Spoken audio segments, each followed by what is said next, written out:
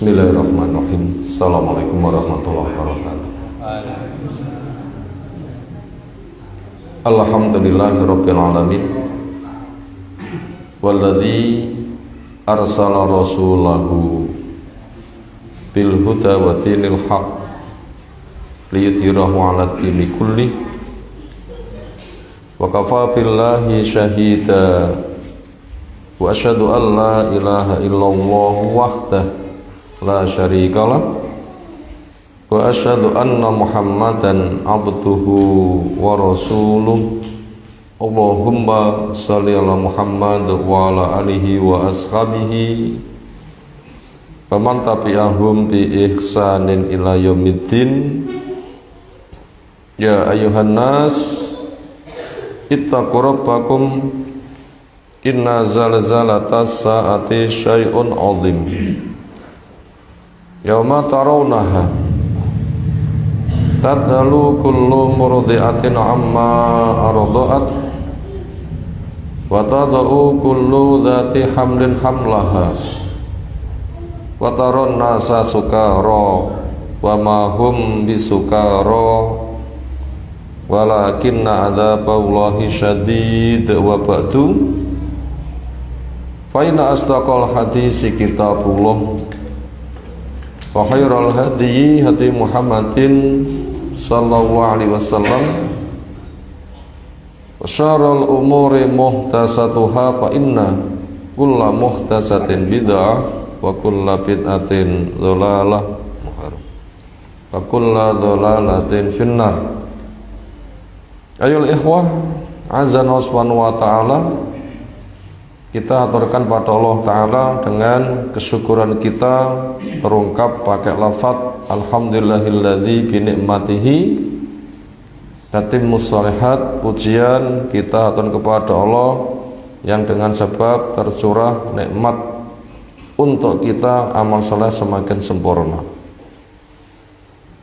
Ramadan telah kita jalani, semoga purna. Allah terima semua amal kita. Syawal pun juga hampir habis. Insyaallah puasa 6 hari semuanya sudah. Yang belum ndang, kecuali yang belum. Makanya yang belum ndang ngenteni nopo.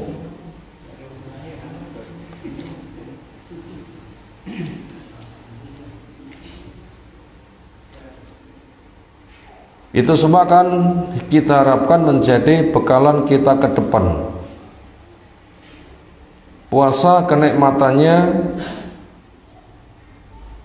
tidak diberikan langsung, tetapi membuahkan ketakwaan yang itu menjadi bekalan. Namanya bekalan berarti tugas itu masih panjang, butuh disangoni. Yang paling utama penggunakan takwa artinya seseorang terjaga dari su'ul khotimah, terjaga dari siksa kubur, terjaga dari beratnya gonjang ganjing hari kiamat, terjaga dari pahitnya orang di padang mahsyar 50.000 tahun, terjaga ketika meniti jembatan di atas jahanam agar lap tekonggen. Itu fungsi takwa itu untuk menjaga, masih di depan dan di depan sana. Makanya kita wajib untuk menjaga dan selalu menjaganya. Puasa bersama sholat merupakan dua alat pertolongan, karena puasa adalah istilah lain dengan sabar. Karena antara makna puasa dan sabar sama. Napa niku? Al-imsak. Napa terjemahane? Ngempet, ngerim dari perkara-perkara yang tidak layak agar mudah kepada perkara yang layak. Makanya Allah berpesan dengan wasta'inu bis-sabri was-shalah, supaya kamu minta tolong kepada Allah dengan cara sabar dan sholat. Rukun Islam yang 5 yang paling banyak dikerjakan apa? Sholat dan poso. sholat dan poso. Syahadat itu tanda masuk. Zakat rapatek duwe, andaikan duwe ya setiap panen atau setahun sekali. Haji apa neh? Tapi lek sholat malah 5 kali. Cik ditambah sholat sunnah. Poso iso selang hari. Bahkan durasi puasa itu malah lebih panjang daripada durasi sholat. Dawane tiang sholat pinten menit? Molasan. Dawane tiang poso pinten jam? So 14 jam. Itu 2 alat pertolongan. Jaga dengan baik. Puasa mengadakan pembebasan dari neraka, sholat pemudahan hisab. Besar enggak fadilah? Jadi puasa itu berfungsi sebagai pembebasan dari neraka, sholat punya fungsi sebagai kemudahan hisab. Amal badan pertama kali dihisab nanti nopo? Sholat, saya kabeh, nggak saya ditelok sunai, lek enek digenepi, lek gak enek lah itu sing dadi masalah. Maka dua itu supaya kita jaga dengan baik. Ketika sahabat tanya, ayul amali afdal, amal apa yang paling utama? Jawab, as-sholatu fi awwali waktiha, sholat di awal waktu. Semoga saja puasa yang kita jalani, sholat yang selalu kita kerjakan, kita ajak melaksanakan, meningkatkan mutu pada nilai terbaik dan menjadi pengawalan kita sampai kita disuankan kepada Allah Ta'ala, menyeberang neraka aman, ketika dihisab sukses. Semoga Allah berikan itu semua untuk kita semuanya. Ayol ikhwah azza subhanahu wa ta'ala, ayat-ayat yang kita kaji malam hari ini dari surah Al-Imran, insyaallah ayat yang ke 176 sampai 180. 176 sampai 180. Tafsirannya enggak seberapa banyak, insyaallah nanti sebagian kita baca. A'udzu billahi minasy syaithanir rajim.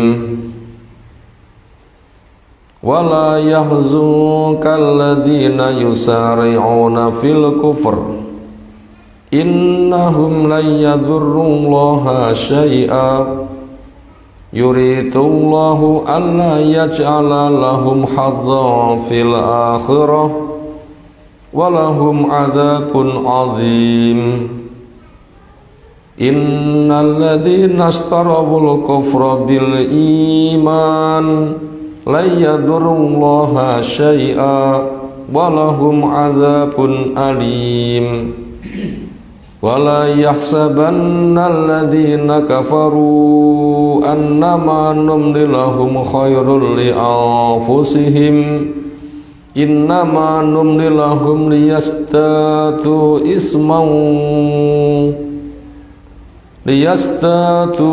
isman walahum adzabum muhin.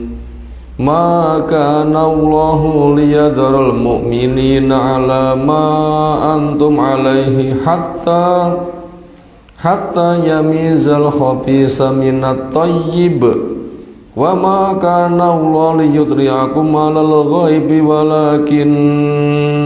walakin Allah yajtabi mir rusulihi man yasha. Fa aminu billahi wa rusulihi wa in tu'minu wa tattaqu falakum ajrun 'adzim.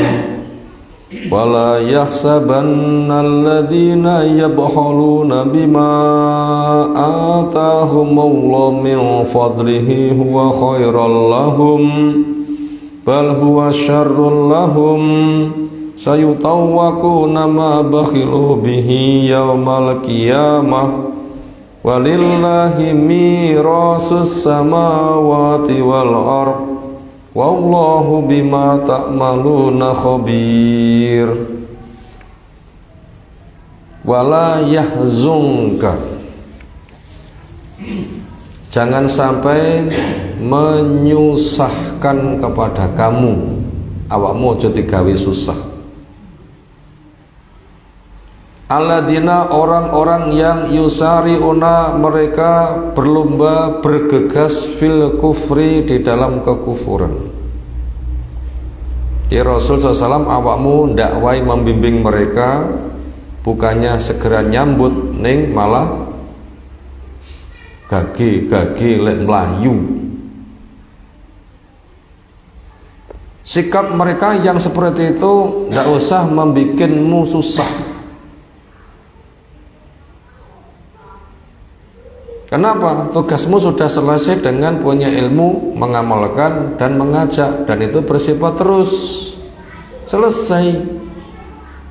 Tinggal menjaga kesabaran istiqomah sampai mati. Adapun mereka itu tidak akan membahayakan kepada kamu. Wong kafir itu membahayakan boten? Boten. Ya ayyuhalladzina amanu alaikum anfusakum, wahai orang yang beriman, jaga dirimu. La yadurukum man dhalla idza tadaitum, orang yang sesat tidak bakal memudaratkan kamu selagi kamu istiqomah di atas jalan petunjuk. Karena orang beriman itu pilihannya mek loro bila istiqomah imane. Napa? Hidup mulia atau mati syahid. Ada kemudaratan? Enggak ada.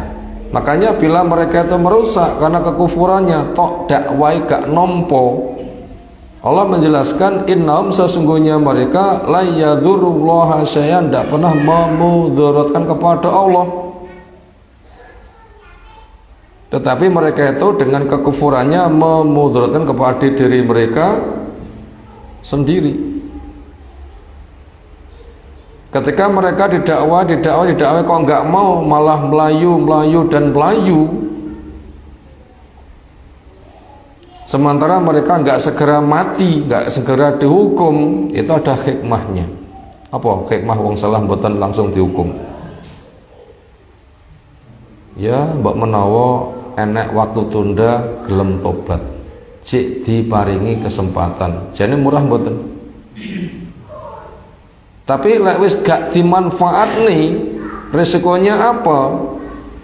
Yuridullah, Allah menghendaki Allah yaj'alalahum, bahwa Allah tidak menjadikan buat mereka hadzon, jatah baik fil akhirah, di akhirat. Mumpung rong mati ndang tobat, cek enek wektune ndang. Lek gak tok manfaatne, mati panggah kafir, gak entuk jatah ben akhirat lho. Pun dipun omongin apa dereng ngoten niku? Sudah, buktinya orang salah nggak segera dihukum, nasihat terus. Itu ndang tobat mumpung si urip. Enggak tak manfaatnya waktu tobat, kamu mati gak tobat, nek kono gak entuk apa-apa lho. Sudah kan diberitahu. Nah, maka ketika mereka memang kasusnya kayak begitu, maka Nabi kita termasuk kita tidak usah terbawa, akhirnya susah dengan sikap mereka yang seperti itu. Yang ada justru malah dongakno moga-moga dapat petunjuk. Walahum adzabun azim, dan buat mereka siksa yang besar. Dunia gak sepiro wis abot, jumeneh akhirat tambah nemen boten. Innalladzina, sesungguhnya orang-orang yang istarau, mereka menukar al-kufra, kafir dicipuk, bil iman, modale iman. Iman ibaratnya duit dilongne gak nyekel duit, kufur sing dicipuk, duitnya damel tuku napa? Aneh mboten, duit yang dituku kekafiran.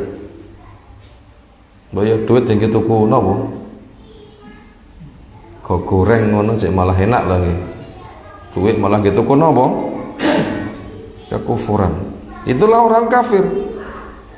yunfikuna amwalahum liyasuddu an sabilillah, menggunakan hartanya untuk menghalangi jalan Allah. Ibaratnya duitnya tinggi tuku kekafiran, kudune kafir didoi, kok malah dicipuk potensinya untuk mengambil kekafiran. Lalu bagaimana kiprah mereka yang seolah mereka itu kuat sekali? Wong kafir itu disawang kekatuan ketok kuat mboten? Oh nggih. Mengerahkan semua daya. Tapi ingat, ketika mereka telah tegak hujjah lalu membantah, maka mereka tidak akan mendapat jatah baik. Makanya Allah melindungi agama ini dan mereka nanti akan ditindak. Makanya falai yadurrullaha syai'a, mereka tidak pernah bisa memudaratkan Allah blas. Andaikan wong kafir itu bisa memudaratkan, wong Islam pun terus nomor dereng tek lho nggih, tapi kenyataannya tegar. Sementara kekuatan orang kafir itu pol-polan. Lihat bagaimana teori senjata mereka. Just button. Tapi kenyataannya apa yang terjadi? Negeri-negeri kafir yang ada di negeri Islam menjajah, hengkang kan? Gimana di Afghanistan? Dan semisalnya, hengkang kan? Ini bukti nyata. Jadi kekufuran mereka itu tidak memudaratkan kepada Allah, agama Allah, hamba-hamba Allah sedikit pun. Nah, kita yang dilindungi maka gunakan untuk syukur. Walahum adzabun alim, dan buat mereka siksa yang menyakitkan. Wala yahsabanna, jangan sampai menyangka. Ada nun ta'kid berarti tenanan, pisan-pisan ojo duwi panyono. Alladzina kafaru, wong-wong kafir yang menutup diri tidak mau menerima hidayah, krungokne ra gelem, mikir ra gelem, nampa ra gelem, buka hati ra gelem, itu namanya kufur, nutup diri. Jangan sampai mereka menyangka annama numrilahum, sesungguhnya kami memberi tangguh kepada mereka, khairun li anfusihim, penangguhan itu apik. Kita wong kafir niku penak nggih. Duite akeh, seneng, murid dawa ngoten nggih. Sementara fasilitas yang ada tidak digunakan untuk ketaatan. Jangan sangka itu baik.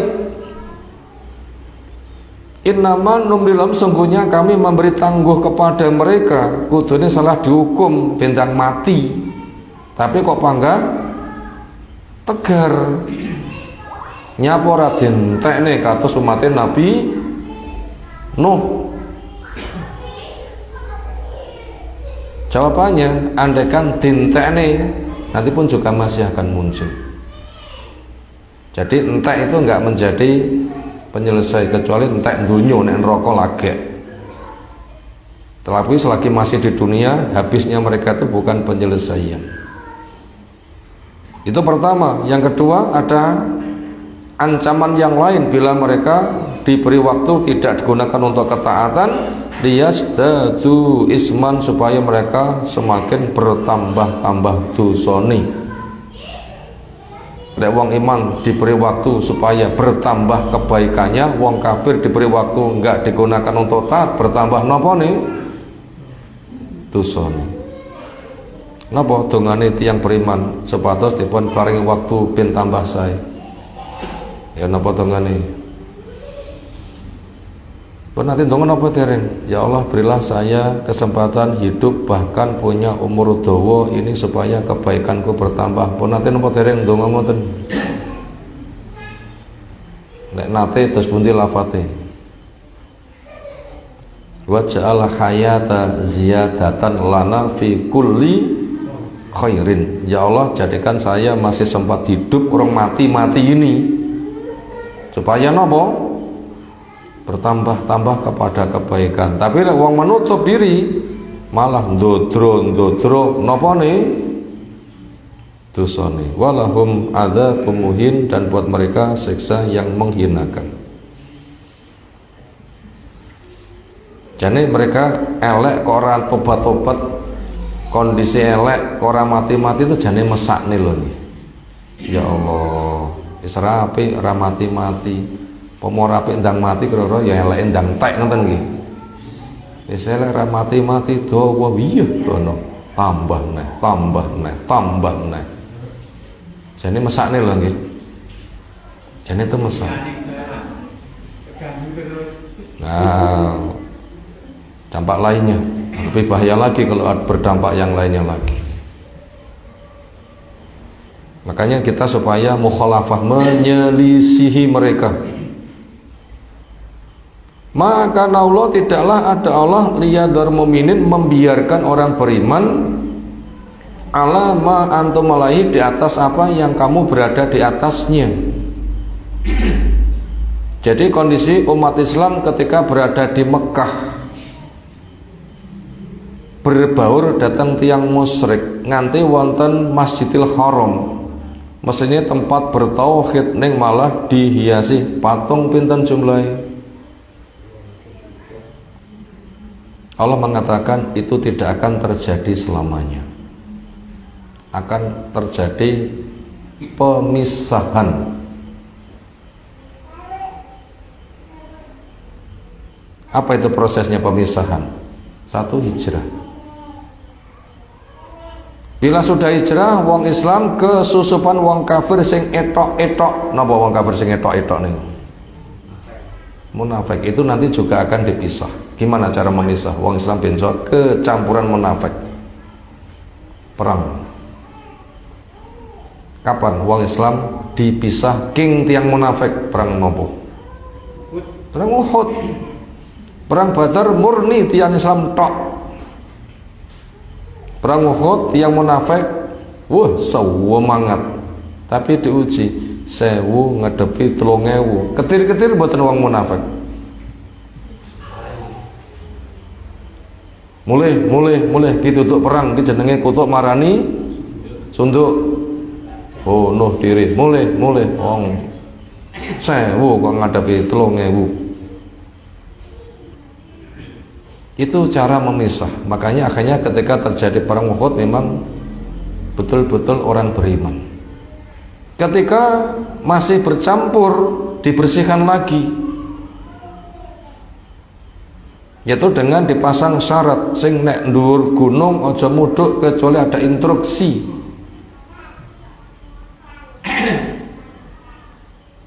Ternyata mereka begitu kaum muslimin menang di tahap awal, geruduk-geruduk mudun, akhirnya dibersihkan lagi dari campuran wong iman sing masih ada benih-benih. Ketika berperang mungkin ghanimah itu menjadi sesuatu yang terngiang.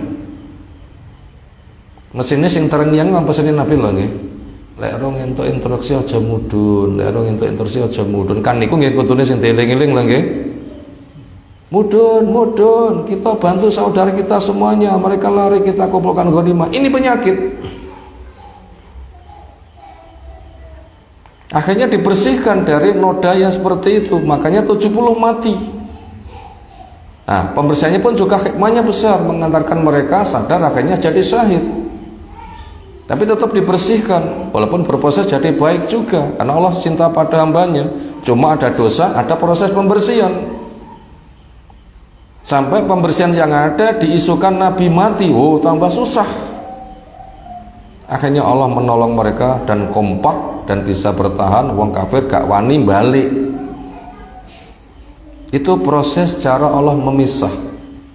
Makanya berbagai macam peristiwa yang kadang itu berat, akhirnya akeh wong sing gledek. Jadi aku banyak hikmahnya. Ngajimu terlalu keras, wong padha gledek, jadi ya ora ngono lho. Lek ngaji ra kerasin malah kon ngaji nopo malian. Wong jane ya mek macane ayat aja nek mek Quran lha ya. Mek macane ayat aja ning ngoten niku. Apa to sing ditugasi? Kan mek macane ayat wae to. Macane hadis, ngweki conto-conto, ora tau tok ngok nanti mboten tok ngok ngoten nggih. Ini diarani keras, wong padha ngledek. Ini sebenarnya itu ada hikmahnya. Itu ada hikmahnya. Itu tamyiz cara memisah.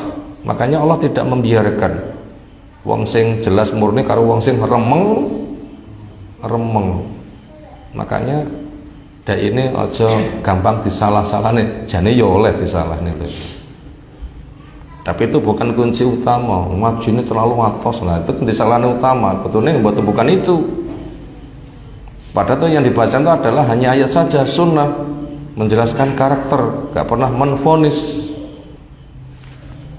Itu diantara proses memisahkan antara yang murni. Makanya emas supaya murni ditokne reget ngetel napa dibong. Enggak dibong. Karatnya hilang, tinggal kemurnian emasnya. Dibong niku panas boten. Loh, proses pemisahan itu nggih lara lho nggih. Makanya kita yang tampak baik itu ternyata kok bertahan. Ini wajib kita pegang, kita syukuri. Ojo gampang nyalahne kono kene, tapi syukuro kepada mereka sing rada ngledek, rangkul lagi untuk diambil ibrah pelajaran. Gitu Allah tidak membiarkan orang beriman berada pada kondisi campur hatta yamiza, sehingga Allah pisahkan al-khabisa yang jelek minat thayyib dari yang baik. Insyaallah mudah dipaham. Kalau kita baca tafsirnya kurang lebih itu pembahasannya itu, sehingga nanti apabila kita enggak membaca insyaallah sudah terwakili.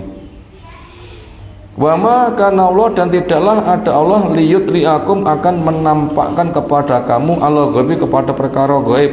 Termasuk perkara gaib niku tiyang matine kapan? Gaib mboten. Dipun dudone mboten. Jane wong kafir iku celone hancur mboten. Ning kapane diberitahukan enggak?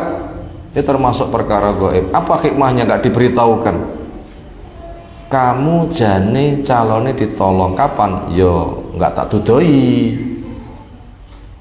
Jane wong kafir calone itu hancur kapan? Enggak tak dudoi. Napa hikmah? Ya ujian kesabaran.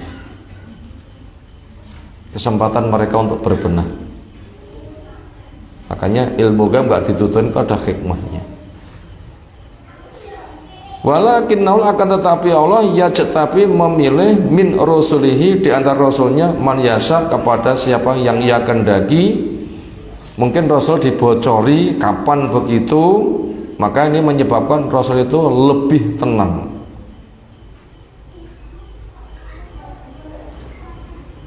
Kenapa? Sudah diberitahuan, sudah diberitahukan. Termasuk Rasul diantaranya diberitahu perkara gaib. Napa contohnya? Dituduh nih paling akeh penduduk surga itu siapa? Dituduh nih paling akeh penduduk neraka niku sinten? Sok sing dadi khalifah pengganti sopo? Sak bubare sopo? Sak bubare sopo? Banyak kan yang kayak begitu. Dan itu sinyal-sinyal yang ada sudah diberitahukan. Maka daripada itu kita terima sinyal-sinyal tadi untuk mempersiapkan diri. Maka daripada itu perkokoh saja dengan fa'aminu billahi wa rasulih, imanlah pada Allah dan juga kepada para rasulnya.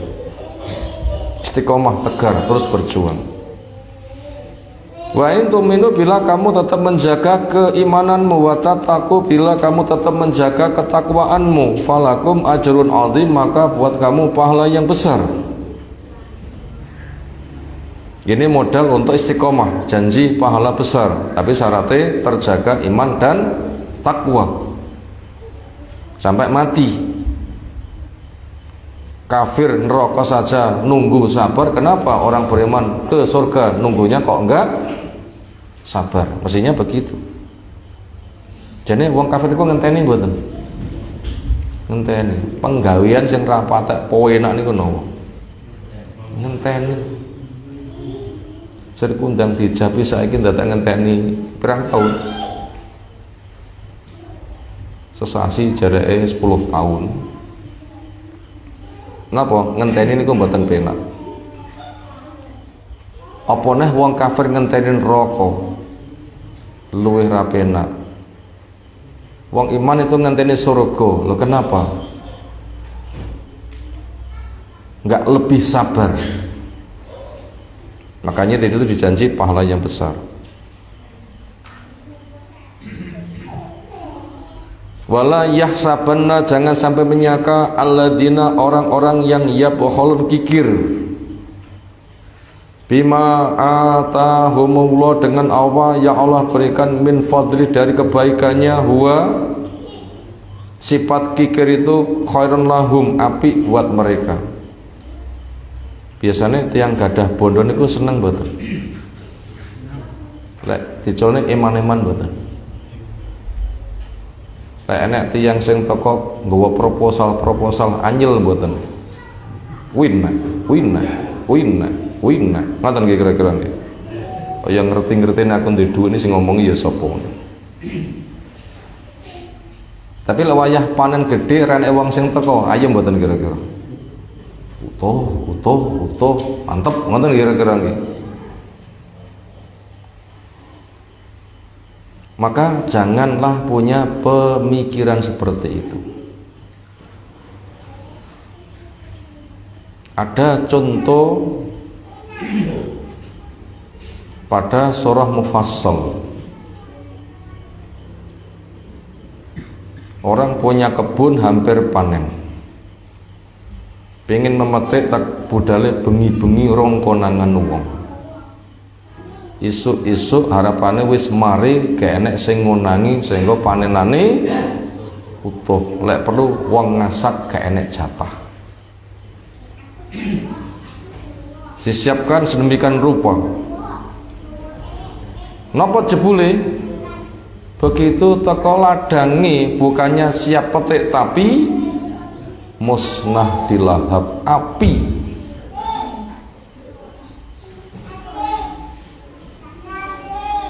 Makanya itu contoh kepada kita. Akhirnya kita terbimbing.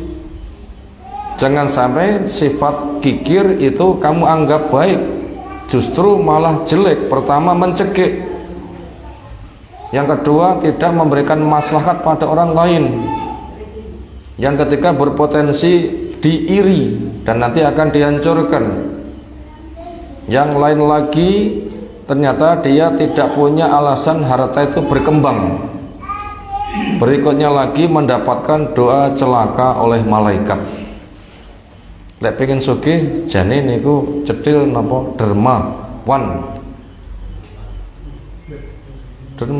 wa ma anfaqtum fahuwa yukhlifuh. Apapun yang kamu infakkan Allah paring ganti. Pinten gantine? Tikel tekok ping pinten? Setidaknya 10 kali, bahkan 700 kali, bahkan kelipatan yang nggak bisa dihitung. Jenengan saged bekteni mboten? Saged mboten bekteni? Pokok rabi niku saged bekteni. Rong rabi nyentel apa? Mongko niku kerja lho. Nyentel napa rong rabi? Gak patek nyentel.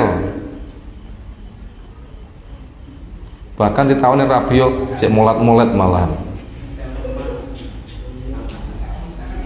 Tapi lek wis rabi nyentel mboten? Nyentel.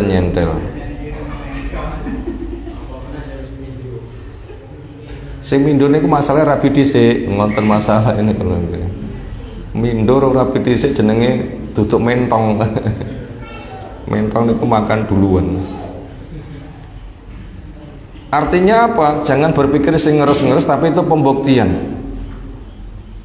Karena penghalang rezeki hilang, dosanya hilang, dosa mata hilang, dosa telinga hilang, dosa mulut tangan hilang, dosa pikiran hilang. Dosa itu penghalang rezeki. Dengan nikah kan halal kabeh. Ini penghalangnya hilang, malah jatah rezeki itu tekone gampang. Yang kedua, janji Allah apa yang kamu infakkan itu diberi ganti. Blonjo bojone ku infak napa senes? Hatta ma tajalu fi fimra'atik, sampai yang dimakan istrimu itu infak. Bahkan sedekah makan dan sedekah yang paling berharga. Karena butuhnya manusia kepada dunia yang paling gede nopo? makan. Makanya teori akal wong ngeweki gampang miskin, sing diwehi gampang sugih. Ning kenyataane walik. Sing ngeweki gampang sugih, sing diwehi ya mek kuwi tok. Pengemis niku puas napa ndodro-ndodro semangat ngemise.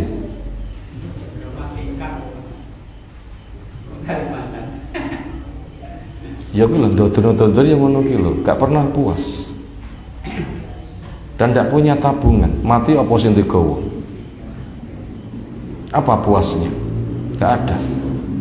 Tapi kalau orang itu berinfak, ada harapan. Jadi tabungan di sana, jadi kebun. Loh begitu. Makanya cetil jangan dikira api, tapi justru malah elek. Bahkan huwa kikir itu syarrun lahum, jelek buat mereka. Di mana bentuk hukuman kepada wong sing kikir? Di antaranya sayutawakuna akan dikalungkan ma bakhilu bi, apa yang mereka kikirkan dengannya yaumul qiyamah, di hari kiamat. Soalnya nanti akan kita baca hadisnya tentang masalah resiko wong sing cetil niku diapakne sok nek dina kiamat. Walillahi milik Allah mirasus samawati wal arpa, waris langit dan bumi. Sugih pol donge mati sinten pewarise? Allah. Tiba betul teng kuburan boten belas dimiliki oleh Allah. Hancurnya Firaun dengan kerajaannya, sinten sing dadi pewarise? Nabi Musa dan umat. Ndang sugih mboten? Melayu ning malah entuk hadiah. Tapi sing nguyak hancur kepemilikannya, jadi warisanmu. Lah begitu. Makanya mereka nggak gawa apa-apa belas, sementara Allah pewarisnya, dan akan diwariskan kepada orang yang beriman. Surga itu warisan apa asli amal yang beriman? Warisan pun diayati. Batil kal jannatul lati uristumuha. Ngoten nggih? Itulah surga yang kamu dijadikan pewaris. Makanya sibukkan untuk taat. Wallahu bima ta'maluna khabir, dan Allah terhadap apa yang kamu kerjakan tahu dengan teliti. Pada tafsiran yang hampir akhir di situ insyaallah kita akan membaca hadisnya tentang resiko orang yang tidak zakat. Kita baca 4 baris, 5 baris dari atas di halaman 341. Man atahullahu malan falam yu'ati zakatau, sapa sing paringi bondo gak zakat, musilalahum sujaan akan dijilmakan menjadi ulo, akrok sing botak wisone akeh, lahu zabibatan punya 2 taring, yutawikuhu yaumul qiyamah dikalung nesuk nek dina kiamat. Ya'khudhu bilih zamatahi, dia mematuk-matuk dengan 2 taringnya, yakni sidqaihi, sumayakul karo muni ngunen-nguneni, ana maluka ana kanzuka, aku bondomu, aku gudangmu. Gak ada kebanggaan. Nanti dipatuk ulo napa dereng? Muga-muga ora usah dintup tawon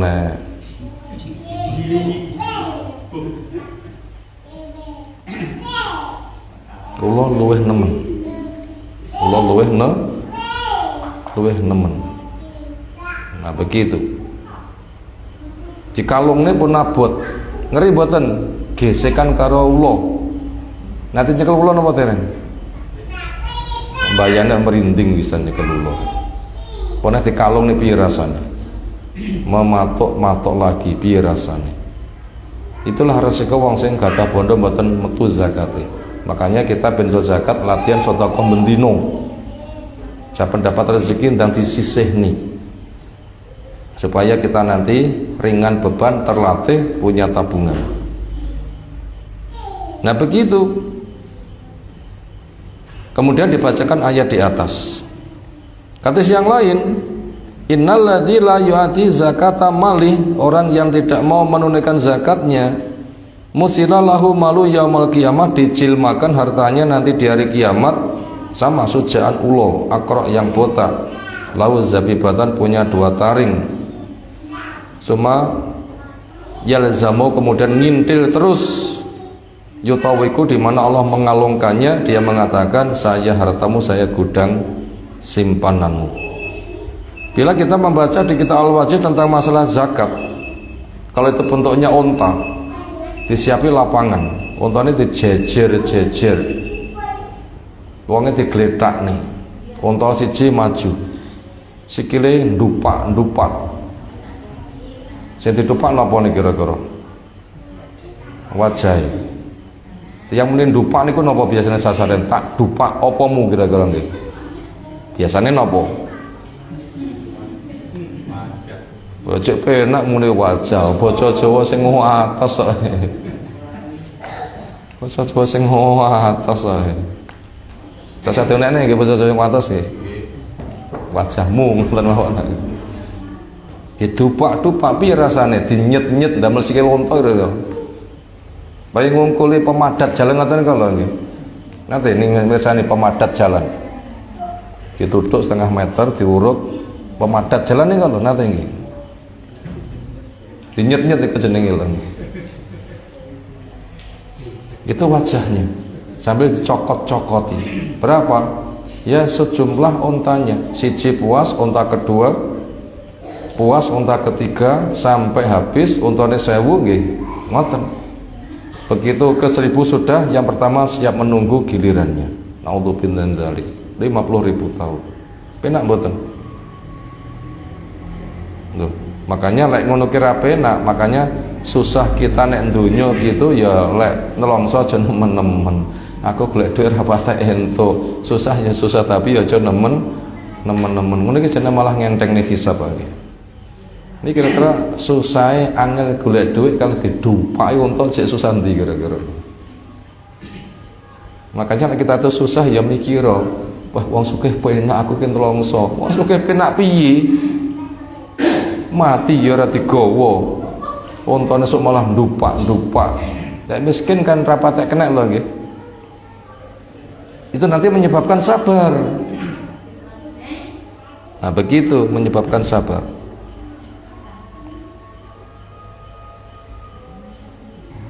Kurang lebih itu mungkin diantara yang bisa kita baca dari tafsirnya. Selebihnya sudah tersampai di dalam apa yang sudah kita urai. Sekarang kita masuk kepada rangkuman, mau dicatat disilahkan.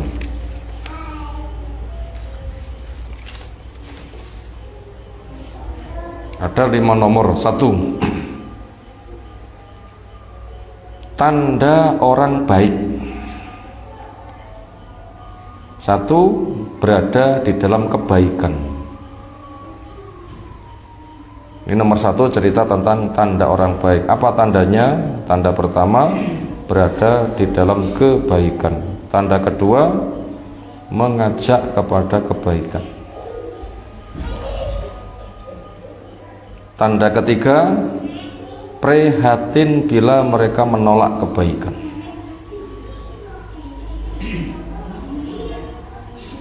Tanda ketiga, prihatin bila mereka menolak kebaikan.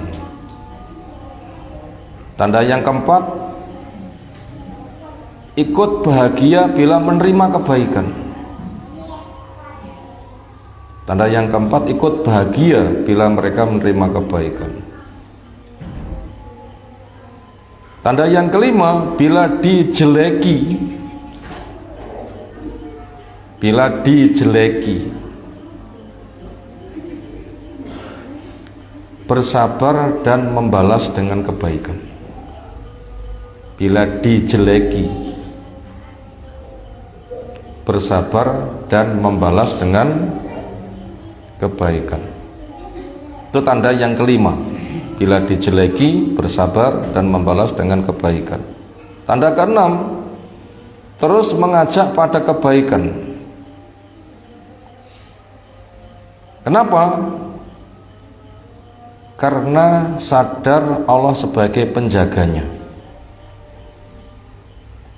karena sadar Allah sebagai penjaganya dan pengendali orang kafir. Dan pengendali orang kafir.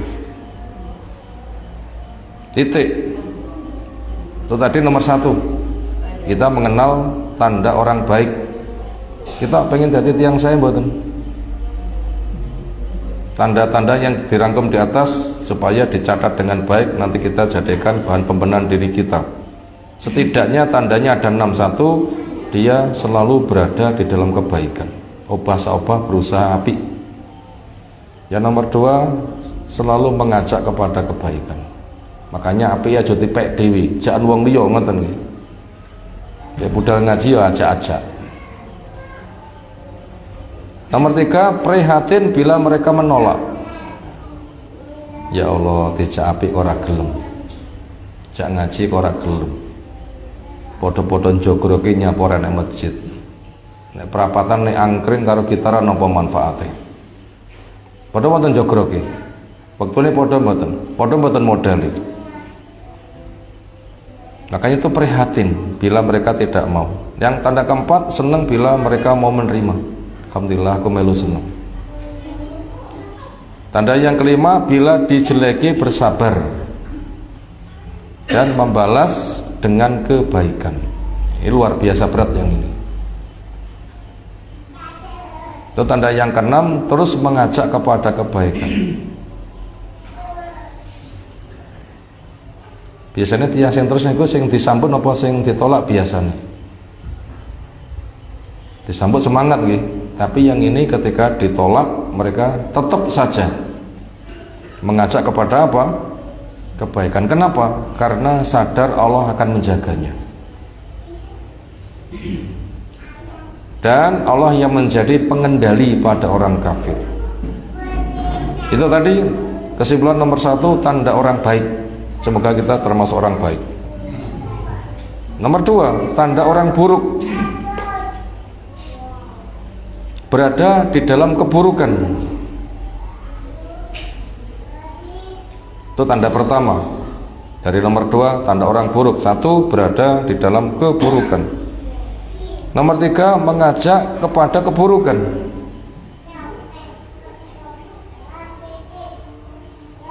Nomor 3, senang ketika diikuti.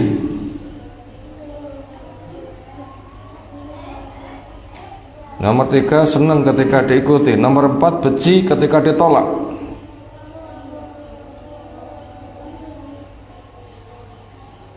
Lalu tanda yang kelima, menolak kebaikan dengan keburukan. Nomor 5, menolak kebaikan dengan keburukan. Itu tadi tanda orang buruk. Kita ulang, tanda orang buruk setidaknya ada 5 yang sempat tertulis. Mau nambahin lagi boleh,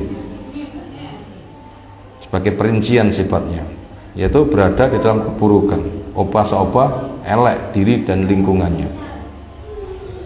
Yang kedua, ngajak wong liya pada keburukan. Yang ketiga, seneng ketika keburukannya diikuti. Nomor 4, benci bila ditolak. Nomor 5, menolak kebaikan dengan keburukan. Makanya mereka itu seneng ngancam-ngancam kepada orang baik. Ya enggak?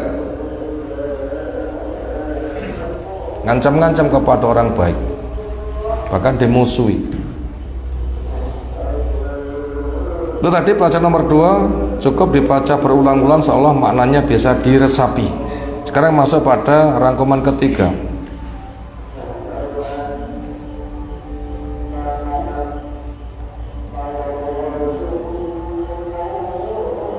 Faidah yang bisa dipetik ketika keburukan tidak segera diselesaikan.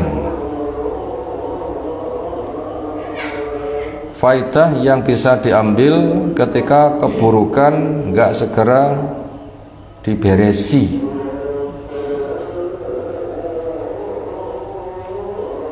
Apa itu faidah? Ketika keburukan kok nggak segera diberesi. Pertama, bahan ujian dan garapan dakwah. Ini faedah pertama, bahan ujian dan garapan dakwah. Nomor dua, menghabiskan jatah hidup. Nomor dua, menghabiskan jatah hidup, menghabiskan kontrak. Nomor tiga, kesempatan tobat.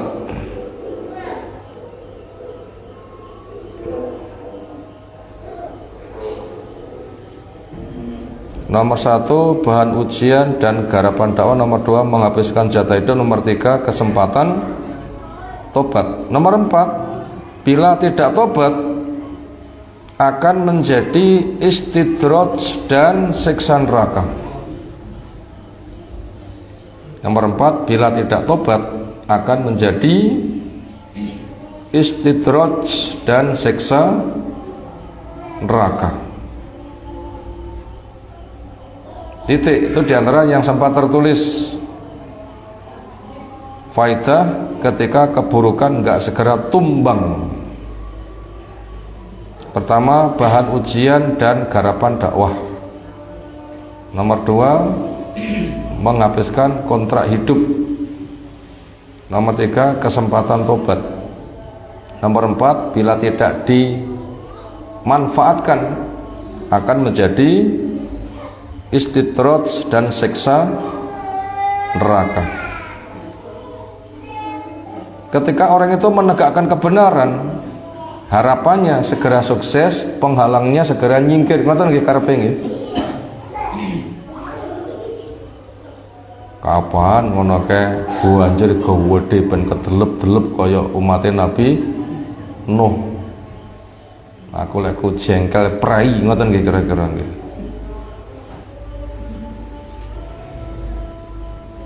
Senada dengan itu, ngalang-ngalangi dakwah, gangguannya luar biasa, menebarkan fitnah sana kemari, harapannya kapan dang tumbang, kan begitu. Tapi kenyataannya kan nggak tumbang-tumbang kan.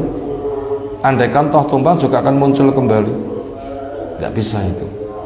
Makanya tugas kita mengambil faedahnya. Apa faedahnya? Itulah bahan ujian dan garapan dakwah. Makanya lomba sabar. Sehingga dan kita punya kesempatan dakwah terus. Lain nganti entek nganggur mboten dakwah. Ya malah nganggur. Kena mboten dadi pengangguran itu. Ora enak banget. Itu faedah pertama. Faedah nomor dua, mereka itu nggak segera tumbang karena memang punya jatah. Pemane dijatah 50 tahun, kecilik kafir, nilai orang 50 tahun juga mati-mati. Bukannya Allah itu menyelisih janji, enggak, ya pancen duwe jatah masalahnya. Makanya kita pun juga punya jatah, bodoh-bodoh punya jatah, gunakan saja untuk kebaikan. Sementara mereka punya jatah untuk keburukan. Kalau faedah yang ketiga, kesempatan tobat. Mbok menawa diberi waktu mereka mau bertobat. Yang keempat, apabila juga enggak dipakai untuk tobat, pada itu dakwah telah tegak, maka itu menjadi istidraj. Napa istidraj? Tujo diluluis kono-kono lek pancen ra kena diomongi sirmu apa, wis dituruti kabeh pol-polno.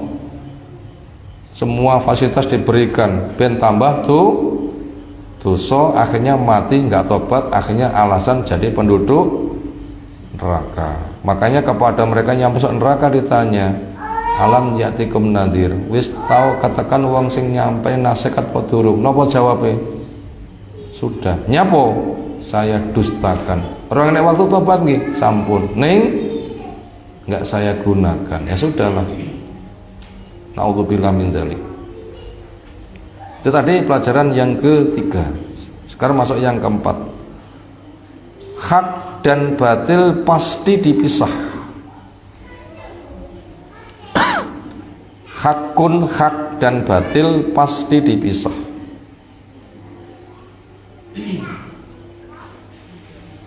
pertolongan dan keadilan yang ditunggu, pertolongan dan keadilan yang ditunggu sebagai kesempatan nambah kebaikan.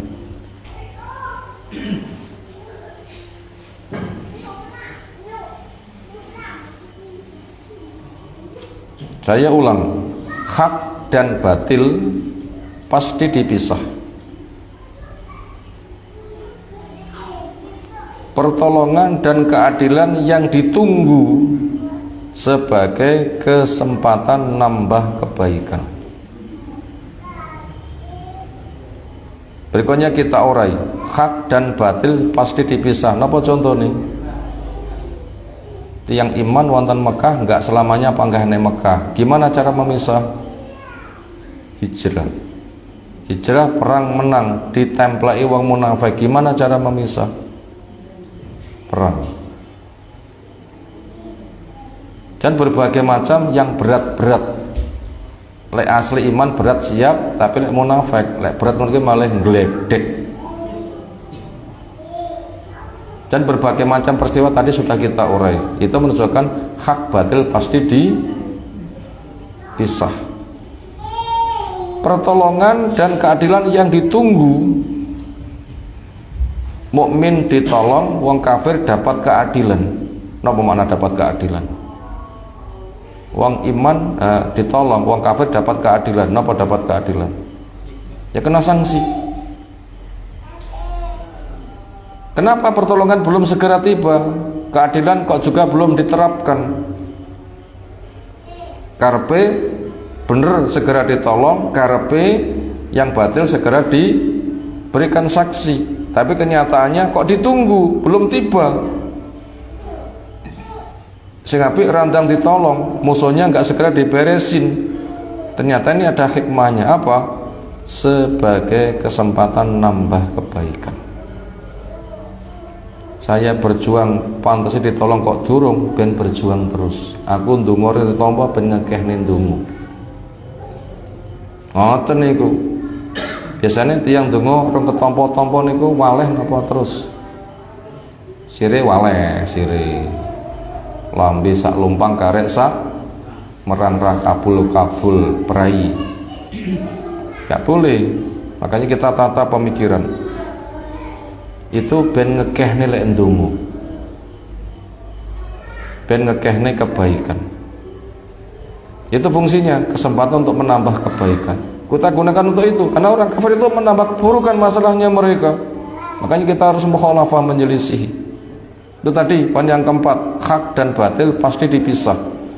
Pertolongan dan keadilan yang ditunggu tapi juga belum tiba sebagai kesempatan nambah kebaikan, bukan menggiring putus asa. Yang kelima, semua orang diuji indah pada harta. Semua orang diuji indah dengan adanya harta.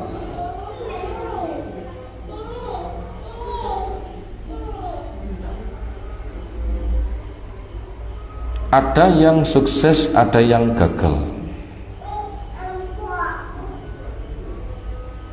Semua orang diuji indah dengan harta. Ada yang sukses, ada yang gagal. Cara sukses dengan tawassuk dan tawarruk. Ini cara sukses. Tawassuk dan tawarruk. Tawassuk dari kata wasi'a, luas. Tawarruk dari kata waro'a, wirai. Itu cara sukses. Tawassuk dan tawarruk itu cara sukses. Akhirnya jadi pewaris surga.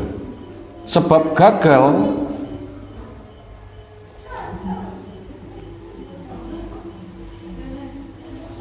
karena hidup bergaya hewan. Sebab gagal karena hidup bergaya hewan. Titik. Itu tadi pelajaran yang kelima. Semua orang diuji indah dengan kenikmatan harta. Ada yang sukses, ada yang gagal. Cara sukses dengan tawasuk dan tawarruk. Sebab gagal adalah mengikuti gaya hewan. Sekarang kita urai. Semua orang diuji indah dengan kenikmatan harta. Nggih mboten? Siapa sing njaluk miskin? Njaluk miskin apa njaluk sugih? Njaluk beda elek apa apik? Itu siapapun mengalami. Semua orang diuji indah dengan kenikmatan harta. Tentunya kita ingin jadi orang yang sukses, karena ada yang sukses, ada yang gagal. Cara sukses gimana? Tawasuk dan tawaruk. Tawasuk niku napa? Silahkan kamu ambil dengan leluasa, tapi rangkai dengan sifat wirai. Ojo mek berleluasa tok, tetapi paketnya sifat wirai miliki. Napa wirai niku? Menutup sarana yang mengantarkan pada dosa. Menutup sarana yang mengantarkan kepada dosa. Wonten hadis dipun tamsilne napa?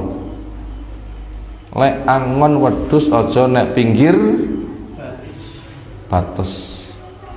Di balik bates tanduran tanggane terus pundi? Lemu ijo royo-royo. Lek cedhek-cedhek nek kono, wedhuse terus pundi? Wedhuse nglumpuk nggene gersang di balik pager ijo. Terus pundi wedhuse? Lek pengen wirai, nek angon aja nek pinggir, tapi ngedo kono. Kalau begitu bisa disimpulkan, wirai itu apa? Meninggalkan sarana salah supaya nggak kecebur pada kesalahan. Maka daripada itu silahkan kita berleluasa menikmati dunia, karena siapapun memang indah. Tetapi jangan semata mikir nikmat. Maka supaya kita punya rem yang kuat, namanya nopo? Sifat wirai. Makanya sistem sukses itu dengan tawasuk dan tawarruk. Tawasuk silahkan mengambil keleluasaannya, tawarruk supaya menempuh sifat wirai. Itu tadi sifat sukses. Maka daripada itu, orang beriman yang suka kepada harta, sugih asal mboten? Lambine apik asal mboten? Omahe apik asal mboten? Kendaraane apik asal mboten? Sandale apik asal mboten? Oleh. Tapi aja mek oleh tok lho nggih. Lengkapi yang kedua, apa? Punya sifat wirai. Makna itu tahu bahaya dan tahu pengantar. Bahaya aja dicedeki, pengantarnya aja dicedeki. Lek pengantarnya nggak ditempuh, nanti bahayanya akan terjauhkan. Maka itu harus tahu jebakan-jebakan dosa dan perkara yang mengantarkannya dijauhi. Nah, silahkan seperti itu. Itu gambarannya ke sana. Berikutnya, sebab gagal adalah menempuh kehidupan dengan gaya binatang. Hanya tawasuk saja. Hanya apa? Tawasuk, hanya berlonggar-longgar saja, nggak mikir halal haram, nggak mikir bahaya. Wedhus nek pinggir pager sing kono ijo, wedhuse mikir mboten? Ketekku duduk, mikir mboten? Ora mikir. Itu namanya itu tawasuk, berlonggar-longgar saja, nggak ada tawarruk. Maka itu sangat bahaya sekali. Makanya Allah menyebutkan wong kafir itu kayak hewan. Walladzina kafaru yatamataun wa yakulun kama takulu al-an'am wan naru maswalahum. Surah napa niku? Surah Muhammad. Surah napa? Surah Muhammad, sekitar 10-an. Nomor urut ke-47, sekitariat 10-an itu ada di sana. Walladzina kafaru yatamataun wa yakulun kama takulu al-an'am. Nah, seperti itu. Makanya mereka itu jadi orang yang kikir. Jajal wedhus sak kandang diberui pakan. royokan jeruduk napa mboten? Semangat ngeroyok sing kuat jeruduk, semangat ngeroyok sing kuat ngabruk pitike pengen ngoten. Itu namanya tawasuk saja, nggak ada tawarruk. Nah begitu, itu sangat bahaya sekali. Makanya mereka itu kikir. Maka tadi sudah dikatakan wong sing kikir jangan menyangka kikir itu baik, tapi malah buruk. Maka dijelaskan ancaman kikir di akhirat itu mengerikan. Makanya cara selamat tadi dengan tawasuk dan tawarruk. Demikian yang kita kaji malam hari ini. Semoga apa yang telah kita sampaikan Allah berikan ilmu bermanfaat untuk kita semuanya. Ada tanggapan disilahkan. Sekira cukup istirahat. Subhanakallahumma bihamdika asyhadu an la ilaha illa anta astaghfiruka wa atubu ilaik. Assalamualaikum warahmatullahi wabarakatuh.